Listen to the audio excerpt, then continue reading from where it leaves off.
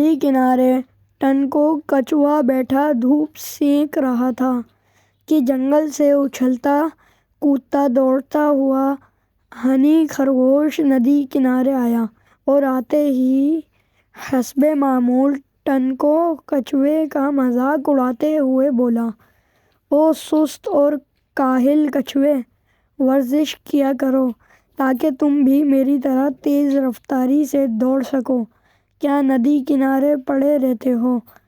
Honey خرگوش کی باتیں سن کر ٹنکو کو بہت غصہ آیا اور اسے ریس لگانے کا چیلنج دے ڈالا۔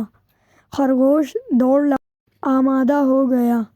دونوں نے طے کیا کہ کل صبح اسی کنارے سے ندی کے ساتھ ساتھ دوڑتے ہوئے پہاڑی کے پاس لگے ہوئے پرانے درخت تک جائیں گے جو وہاں سے تقریباً 1 میل دور تھا۔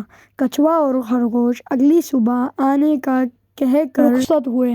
خرگوش جنگل میں اور کچھوا ندی میں چلا گیا۔ انہیں تلاش کر کے اپنی اور خرگوش کی ریس کے متعلق بتایا اور ان سے مشورہ کرنے لگا۔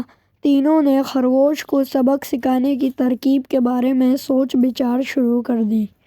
ہنکو نے ایک ترکیب بتائی اور تینوں کچھوے مسکرانے لگے۔ اب ٹنکو کچھوا پرانے درخت کی جانب روانہ ہو گیا اور طے شدہ پروگرام کے مطابق منکو آدھے میل کے فاصلے پر لگی جھاڑیوں میں چلا گیا۔ صبح ہوتے ہی ہنکو ندی کے کنارے آ بیٹھا۔ کچھ ہی دیر گزری تھی کہ خرگوش بھی جنگل سے نکل کر ہنکو کے پاس آ پہنچا۔ خرگوش تھا اور کچھوے کو طنز بھری نظروں سے دیکھ رہا تھا۔ طے شدہ جگہ سے دونوں نے ریس لگانا شروع کی۔ ریس شروع ہوتے ہی خرگوش تیزی سے دوڑنے لگا۔ ہنکو کچھوا کچھ دور چلنے کے بعد واپس ندی میں چلا گیا۔ منکو کچھوا جو کہ پہلے ہی آدھے میل دور خرگوش کا انتظار کر رہا تھا، خرگوش کو آتا دیکھ کر جھاڑیوں سے نکل کر ندی کنارے چلنے لگا۔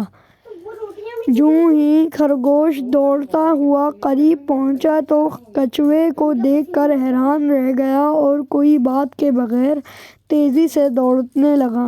دوڑتے دوڑتے خرگوش تھک بھی گیا تھا مگر ریس جیتنے کی کوشش میں ہانپتا ہوا مسلسل دوڑے چلا جا رہا تھا۔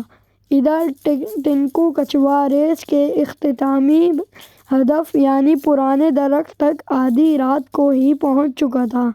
دور سے خرگوش کو آتا دیکھ کر پرانے درخت کے بالکل قریب چلنے لگا۔ جوں ہی خرگوش نے ٹنکو کچھوے کو پہلے پہنچتے دیکھا تو ہمت ہار گیا اور وہ تھک کر چور بھی ہو چکا تھا۔ اب آہستہ آہستہ چلتا ہوا کچھوے کے قریب پہنچا اور اپنی ہار مان گیا۔